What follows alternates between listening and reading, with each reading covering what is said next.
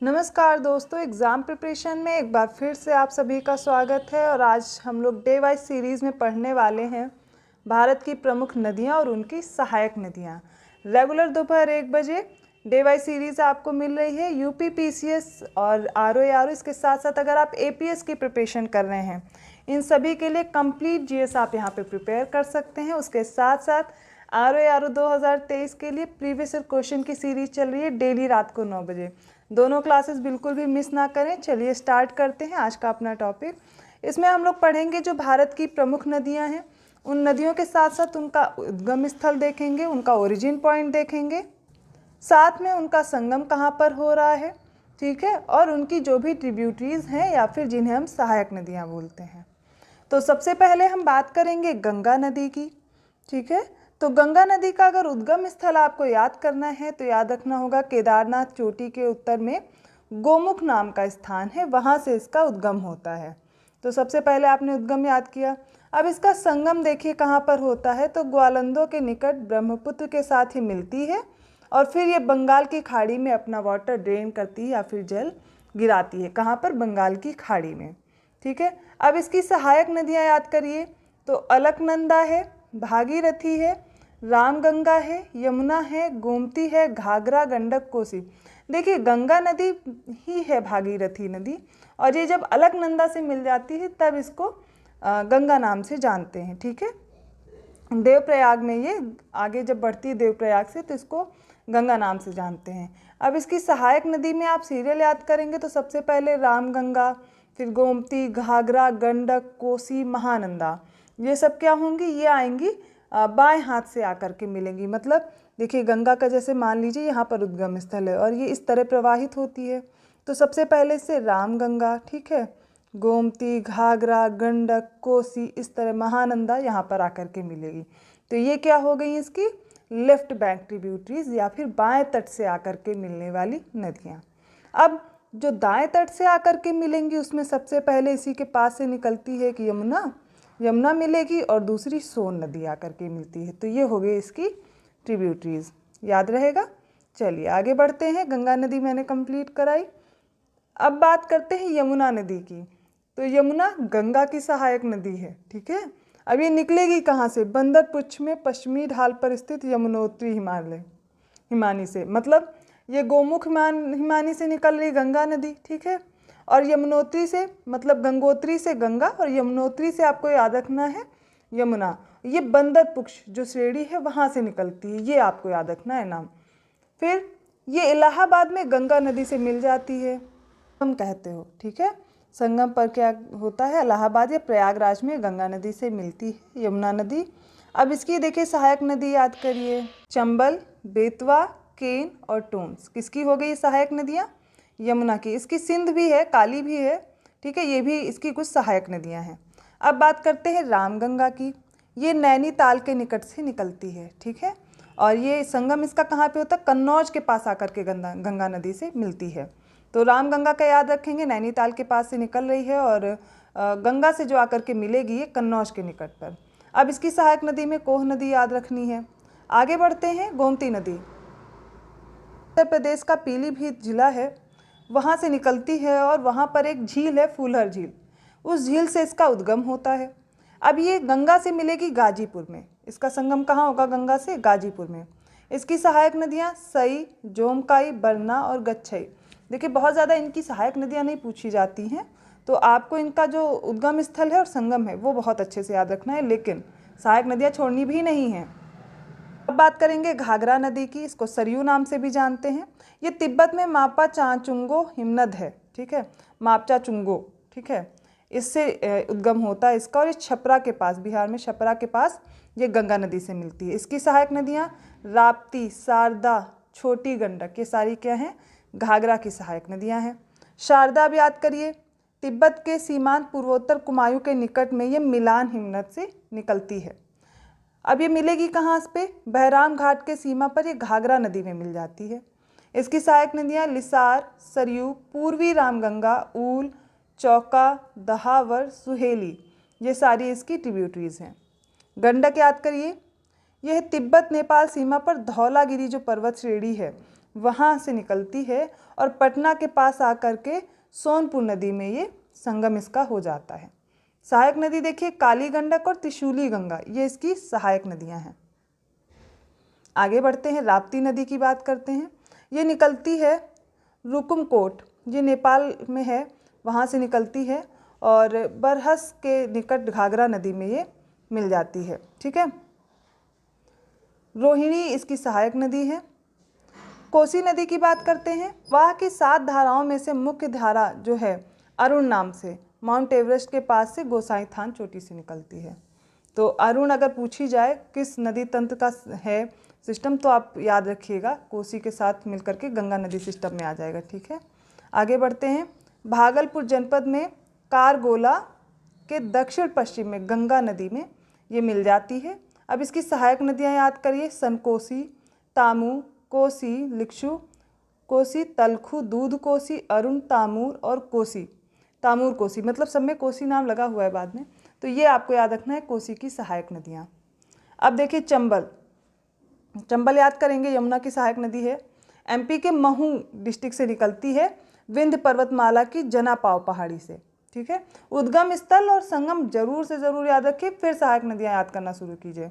इटावा के पास यमुना नदी से मिलती है ये चंबल नदी। इसकी सहायक नदी देखिए काली, सिंध, तिस्ता, पार्वती, बनास, निवास, शिप्रा, दूधी नदी, ये सारी किसकी सहायक नदी हैं? चंबल नदी की।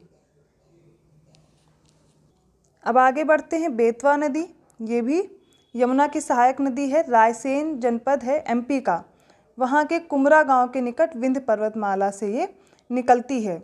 हमीरपुर के निकट है यमुना नदी में ये आकर के मिल जाती, संगम होता है। इसकी सहायक नदियाँ हैं धसान और बीना।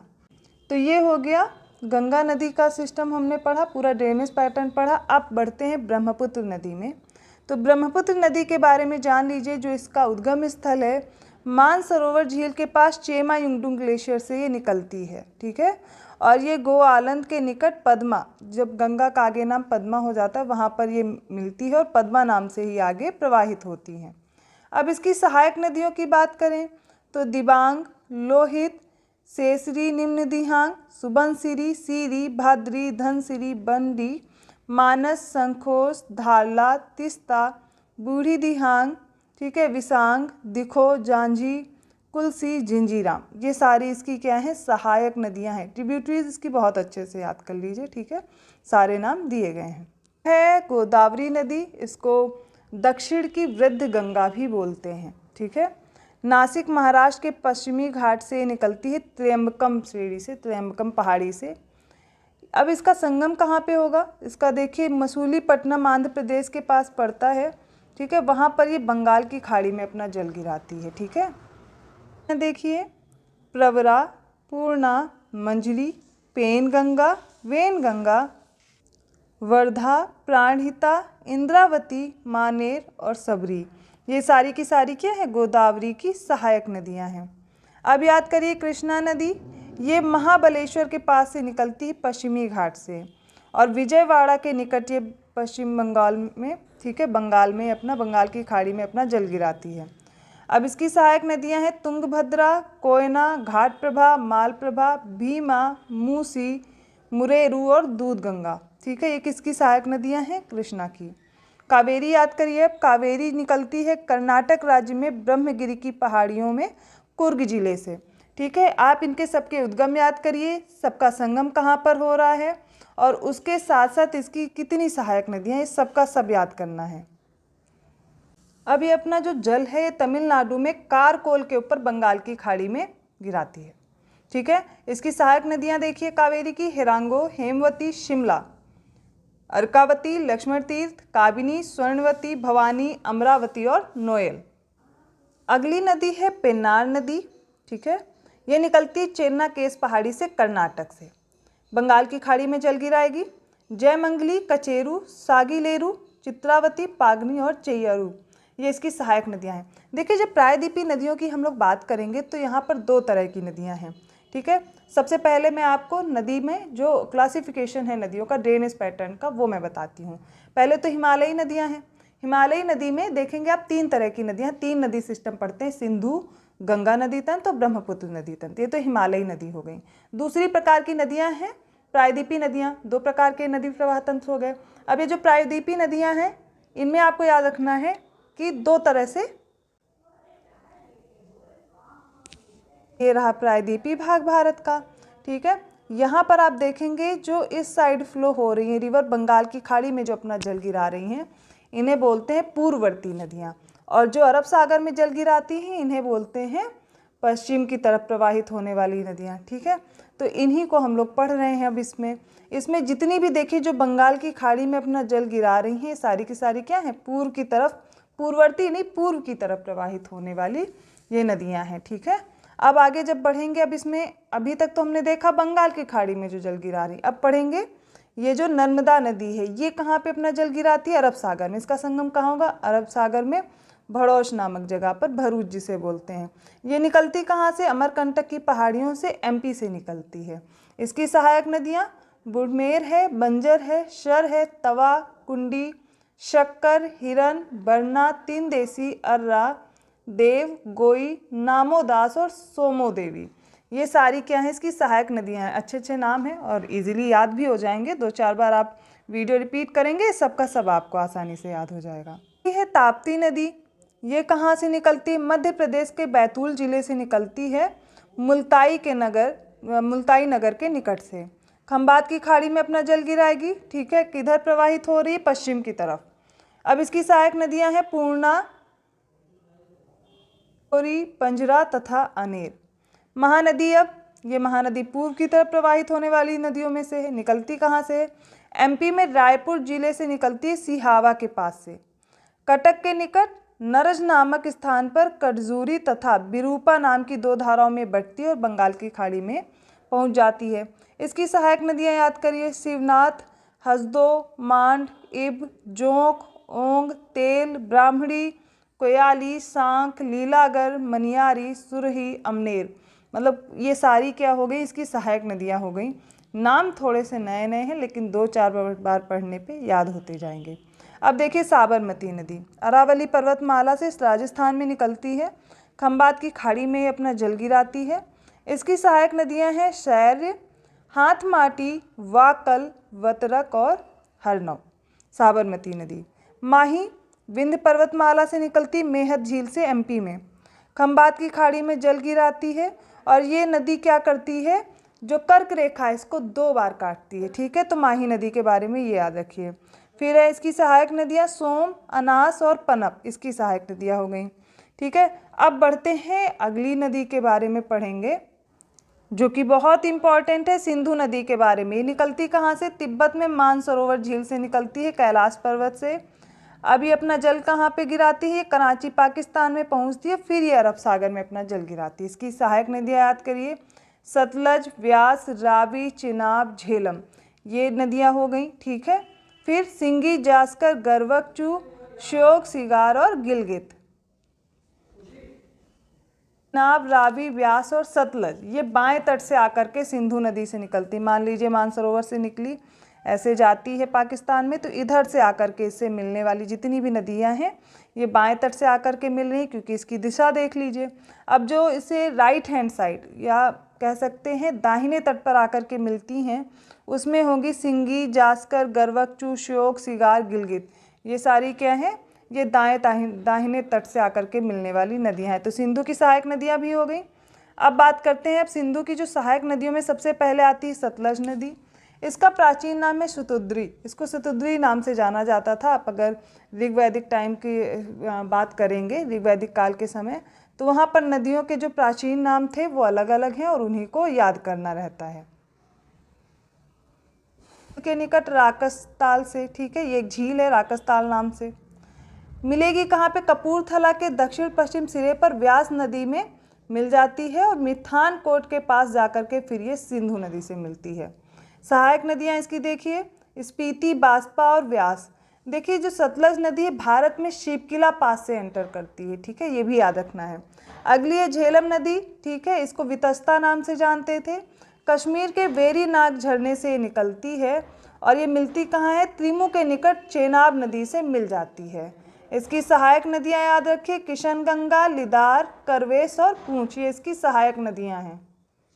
अब नदी, इसको अश्किनी नाम से जानते थे। ये लाहुल में बाड़ा लाचाला दर्रे के विपरीत दिशा में निकलती है। ये पहले तो 2 नदियों से मिलकर के बनी हुई है, चंद्रा और भागा। जब चंद्रा और भागा नदियाँ आकर के मिलती हैं तब इसको चिनाब नाम से जानते हैं। अब ये झेलम नदी से मिल जाती है त्रिमू के पास। इसकी सहायक नदियाँ हैं रावी, चंद्रा, भागा। ठीक है। अब रावी नदी, इसको परुष्णी नाम से जानते थे, इरावती नाम भी इसी का है। कांगड़ा जिले से निकलती हिमाचल प्रदेश में रोहतांग दर्रे के पास से। मिलती कहाँ पर है चिनाब नदी से? झांग जिले के सीमा पर चिनाब नदी से मिल जाती है और इसकी सहायक नदी भी कौन सी हुई? चिनाब हो गई।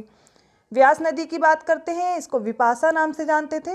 रोहतांग दर्रे से निकलती है और हरिके के पास सतलज नदी से मिल जाती है। देखिए, जो सिंधु की सहायक नदियां हैं उनमें से जो ये सहायक नदी व्यास, ये पूरी तरह प्रवाहित होती भारत में ही, जो कि हरिके के पास सतलज से मिल जाती है, ये पाकिस्तान नहीं जाती। अब इसकी सहायक नदी देखिए, पार्वती, सैंज, तीर्थन और ऊहल है।